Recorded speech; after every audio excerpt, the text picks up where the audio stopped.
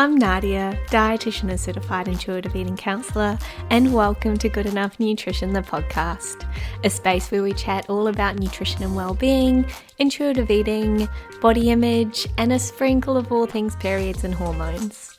I'm here to remind you that guilt has no place near our food or bodies, and that you are good enough as you are, always. So let's dig in. Hello, my cool cucumbers. Thank you for being here and welcome back to Nadia Maxwell Nutrition.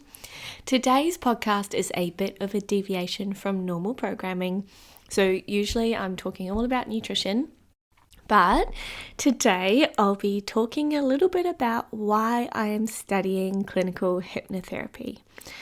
I've decided I'm going to let you in on my slightly woo-woo side, but really, when I talk you through understanding the science behind hypnosis, it's actually not that woo-woo at all. So don't worry, I'm not going to be talking about astrology or human design quite yet, but I will talk you all things why I'm studying clinical hypnotherapy. So today I'm going to chat about what actually got me interested in hypnosis, what it actually is and how it works, why hypnosis needs a bit of a rebrand, and my favorite part of using hypnosis. But before that, as usual, I wanted to talk a little bit about something that's been lighting me up recently. And over the past kind of few weeks, I've been trying to find some new non-work related hobbies. If any of you listening own your own business, you will know that it is pretty all-consuming. It's hard to not think about work when you're so invested. And it's been a little while since I have done a non-work related hobby that I really love. Like I got into sewing for a little while, and sometimes I'll do baking or cooking, but honestly my attention span is so short for those things, I just get bored of it quite quickly. So I was thinking back to what I used to like as a kid, and when I was younger I was actually a really big fan of fashion and styling. I think back to, there's this one photograph of me when I was around 6, and it's, I was very lucky because Mum let us dress ourselves. I would imagine there was a bit of my stubborn protest when she tried to dress us, but so I think she probably gave up and let us dress ourselves. And there's this picture of me out in the paddock in my gumboots with these white lace tights, which are underneath a pale green one-piece togs with this like bright pink flower in the middle. And I just remember being so pleased with myself, thinking I was, a little fashionista. And so I thought back to that time and I was like, you know what? I did used to love fashion and styling, and I'm kind of in that place where, you have clothes in your wardrobe, but you feel as if you have nothing to wear. So I jumped on YouTube, looked up, I can't even remember what I looked up, something like personal style.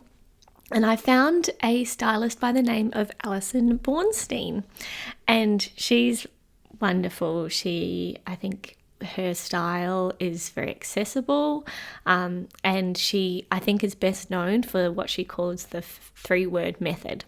So the 3-word method is where you choose 3 words that really encapsulate your personal style. And she gives guidance on choosing each of those 3 words. And there's a few videos on YouTube where she does it with other people. So the first word it has to be the realistic word. So this is what, you would tend to go for on a daily basis in terms of what you wear. Like, you can have all this, these grand plans of what you want to wear, but then the realistic word is what you actually wear. And what she says is it can be really helpful to ask someone else how they would describe your style in one word. So that's the realistic one.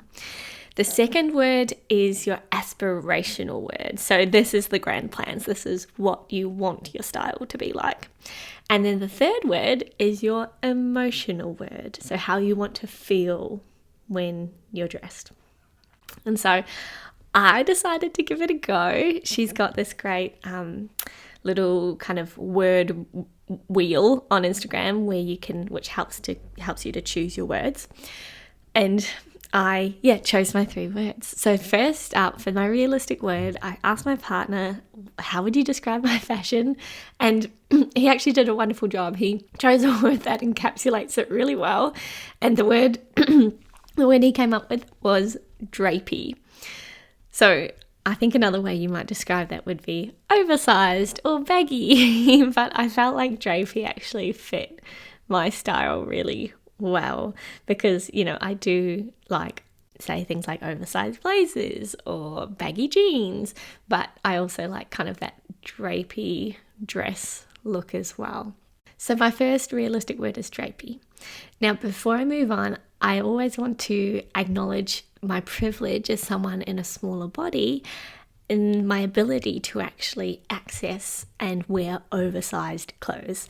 I actually really hate the fact that so many clothes stores, this really grinds my gears. So many clothes stores don't stock clothes in a big enough size. So they might go up to something like size 18 and think that that's adequate. But what pisses me off is when, it becomes in vogue or in fashion to then wear oversized clothes. All of a sudden, they might make a blazer in size 18, but it's actually, a size 22 or 26 because of the oversized nature of it. And it's like, well, you're clearly showing that you can make bigger clothes. Why the hell are you only doing it when oversize is in vogue? Like, that's not good enough. Anyway, that's a little bit of a ramble. But yes, so my first word is drapey. My second word is elegant. So this is very much my aspirational word. And my third word, I was struggling to choose. I'm kind of still haven't quite decided, but it's somewhere between 70s and flirty. And with your words, the key is that they can mean different things to different people. Like, what is elegant for me might be different for someone else.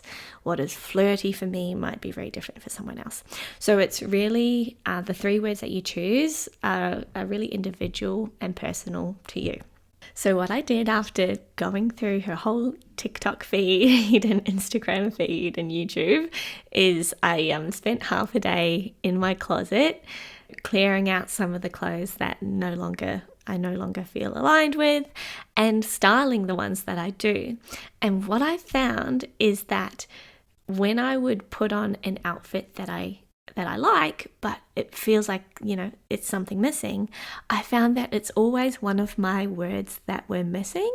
And when I brought that word into it through changing an item of clothing, or maybe adding some earrings or a handbag, or changing the shoes, it really just hit the spot so much better.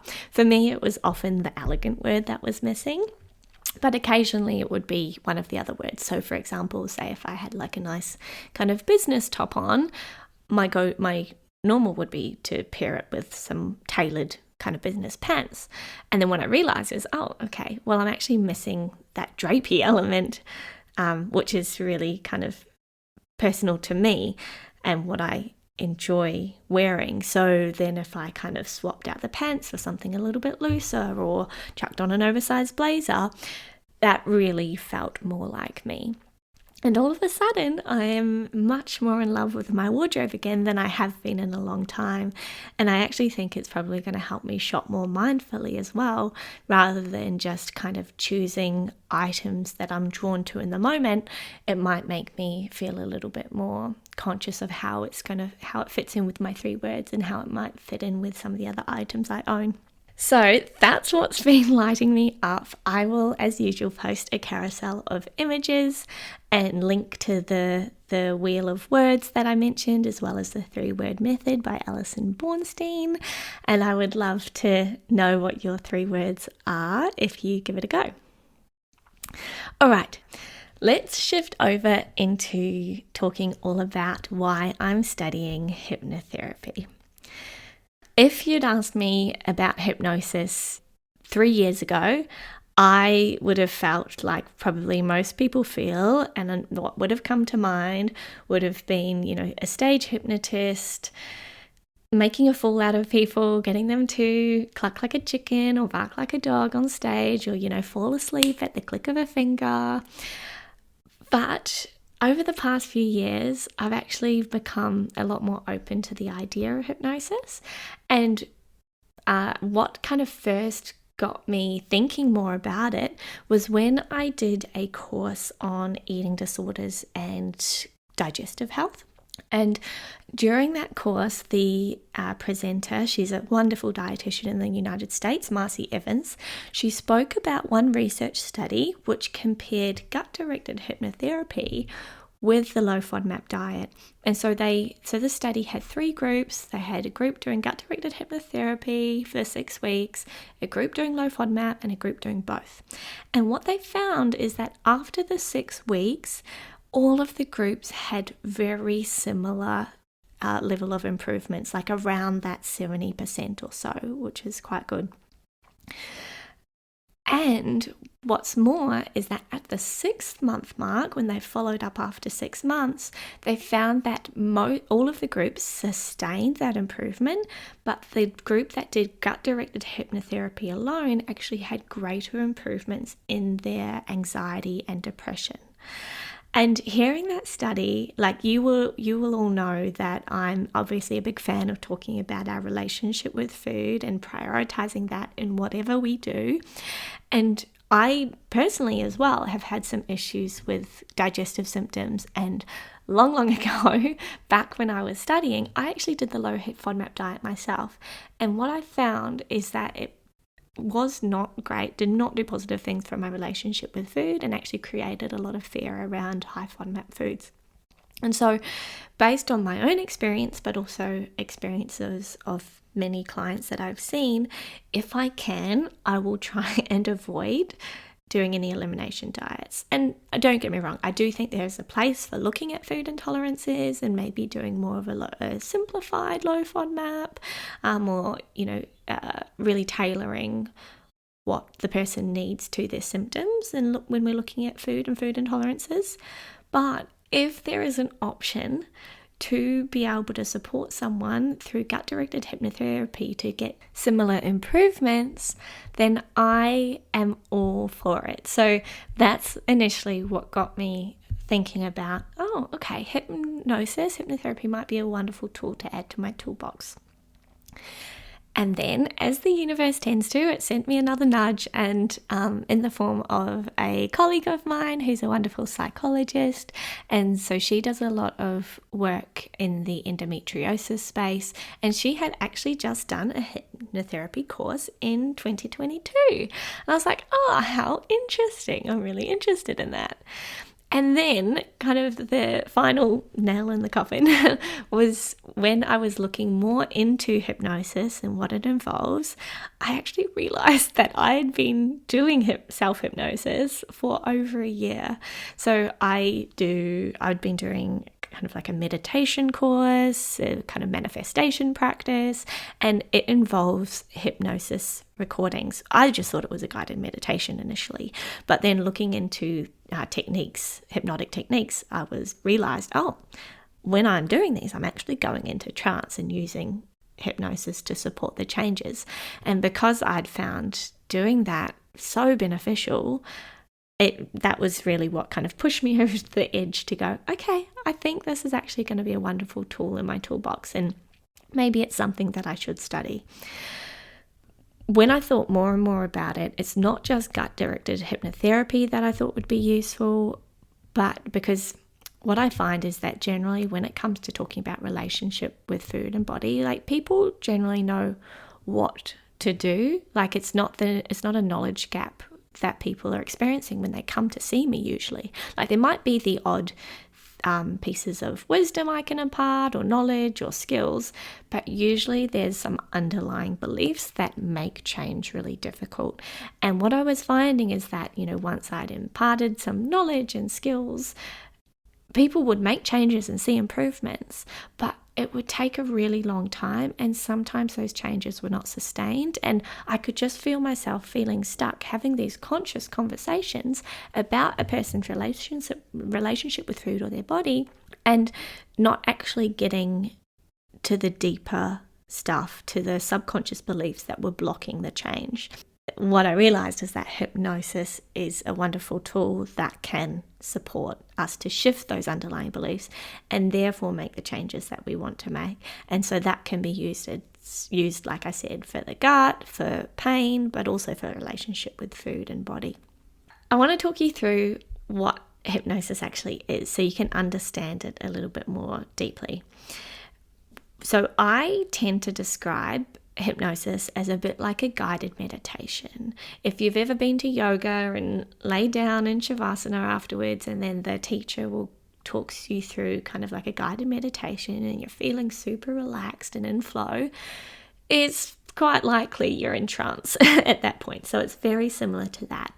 And there are different ways of doing hypnosis with people. You can kind of do a script with them and guide it in that way, so the person is going through their own experience internally, or it can be quite conversational where you support them in and out of trance, guiding the conversation with questions that support change or support them to access the subconscious. So like I said, it's like a guided meditation, but the difference with hypnosis is that we're actually choosing to go into a trance-like state or a hypnotic state. Now, that's the part that often people find sound quite woo-woo, but it's important to know that we actually go into a trance-like state so often in our daily lives. It's a state of awareness that's really normal to the human condition. And the trance-like state is pretty much when we have this focused, high level of alertness, but we're also really relaxed. Like normally, if we're highly focused and alert, we're stressed and not relaxed. But in a trance-like state, we are actually relaxed at the same time. And it's actually a really beautiful state to be in. If you've ever been really absorbed in a good book or a movie, when you're relaxed, you're not analyzing it, but you actually kind of feel like you're in it. That is a hypnotic state. That's a trance state. And it's also more common when we're going from wakefulness to sleep or sleep to wake. So the difference here is that we're actually choosing to go into trance to help to solve a problem like stress or anxiety or overthinking or symptoms. So rather than, just going to sleep or escaping into a good book or movie, which are all very important and wonderful things, we're actually choosing to go into that state to use it to our advantage, to help to address our underlying beliefs and change for the better. To understand how it actually works in the brain, there's some really great research done under fMRI or functional MRI where they can actually see brain changes in hypnosis or hypnotic states, which I won't go through in any depth, but if you're interested, I can do another podcast on what actually happens in the brain. But really, to put it in more simplistic terms, to understand how it works, it can be really helpful to understand neuroplasticity. That is the ability to change our brain and rewire our neural pathways. Many people are aware that problems in life, like anxiety or overthinking, like they seem to happen automatically. Like it's not something that we're choosing to do. Like we don't choose to feel anxious when we get up to do a speech or speak out in a meeting. And we don't choose to overthink say we had a social interaction that didn't go like we wanted it to, and then we end up overthinking. We don't choose to do that. It just happens. It's very automatic. So with neuroplasticity, if that automatic behavior isn't something that we're stoked with, then we can change it by changing our neural pathways and rewriting that automatic response. In order to be able to change our neural pathways, we actually need two things. Firstly, we need to be highly focused or learning something new or seeing something in a new way. So an example of this might be when we're, highly focused and flow when we're studying, or when we're, say, in therapy and we're getting like a new perspective on things. So that's number one. Secondly, we need to have a period of rest or relaxation or sleep. after we've done our learning or unlearning, the rest or relaxation or sleep actually helps the brain to then make the changes to that neural architecture, to actually change the neural pathways in our brain. Now, the interesting thing is that with hypnosis, we can actually do both of these at the same time.